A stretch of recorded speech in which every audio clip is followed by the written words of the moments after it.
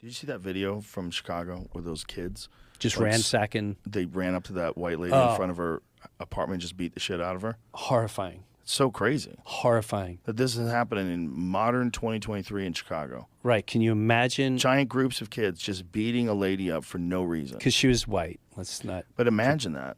She's a white girl. Yeah. And the look on her face, she probably has never even seen a fight, let alone been in a fight. Sheer complete terror. And beyond they beat the fuck out of her. There's all hands of all different angles just beating you. And what is it? At the end of the day, what sparked it?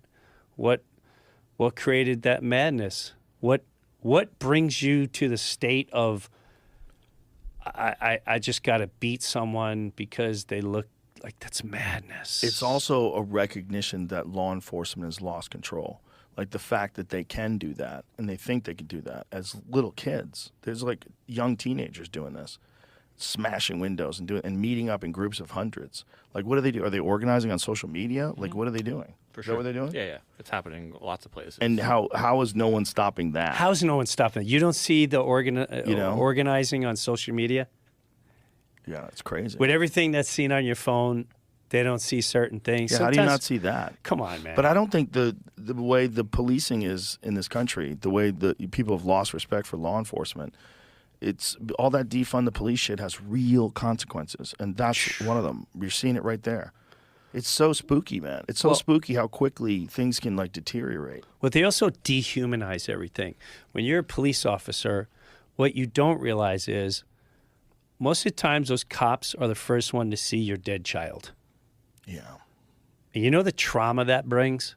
Yeah. Like if you got kids at home and you became an officer because you grew up in a nowhere out situation, or maybe your parents got divorced or whatever, and the only way that you know to survive is you get a pension and blah, blah, blah, and try to take the test. You take a test. You know, most people think cops are just, the guys that are, most of the things they're showing up to is watching people maimed and killed and fighting and beating women. I mean, the most horror for so many people in the fire department, police, you show up and like, yeah, the kid's dead in the back. You want to call the mom? You know what kind of, like, that's the side that no one will ever talk about. And that's the side, you just show a clip that happened at one particular incident, and then the demons, we call it news media, the monsters, the creators of pure evil and violence and mind control and emotion control, spit out, and then boom, they hit the nerve, knowing they can manipulate and control and spread violence. And it's also activists wanted to say that the problem was cops are showing up, law enforcement, for things that should just involve counselors, and that these cops are not qualified to do that, so they're going to defund that aspect of the police. The problem is just that narrative alone devalues the police. It's like you put this thing out there that we need to stop funding the police. The police are the problem. No, the crime is the fucking problem. And the problem is no one does a damn thing to prevent long-term crime by enriching communities, by going into these places. Instead of spending $40 billion to fight this fucking proxy war with Ukraine and Russia, instead of doing that, what about fixing these fucking cities that have been economically disenfranchised since who the fuck knows when? That's right. Like just decade upon decade upon decade of the same kinds of crime in the same neighborhoods, and you expect people to come out of that and pull themselves up by their bootstraps. It's fucking ridiculous. Bro, I remember the early 90s. I was doing something in Harlem. There was a show in Harlem. It was a comedy club there, the Uptown Comedy Club. I remember that place. Yeah. And I learned so much. I had the most incredible conversation. I think it was with Tracy Morgan, and we were on the street, and we just got so open and honest, and we just started asking each other questions. And when it came to things like welfare, I realized that is such a purposely driven, in my opinion, government trap.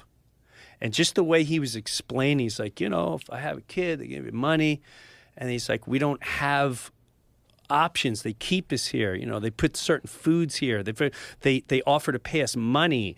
And I'd love to see the statistic of when welfare came out, how communities thrived or plummeted after that because they didn't have a drive for themselves.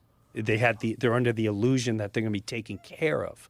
That is a very dangerous thing for people if you can keep them complacent and like with a certain level of income and just keep that amount of money where they don't have to do anything. And a lot of people get conditioned. But the other thing is like, how do you get people off of that? Like without extreme willpower and discipline and like working really, really hard to get off of that. And then deciding you're not going to accept that money anymore. Like for some people, it's easier to just stay in that little system. And that goes on in every level. Yeah. That goes on every level. When every finance level you hit, you kind of, I mean, it gets easier with the more finances, but It gets a lot easier. it gets a lot easier. It's a lot So easier. Yes, But yes. the thing about it is that it's human nature, but B, there's a lack of hope.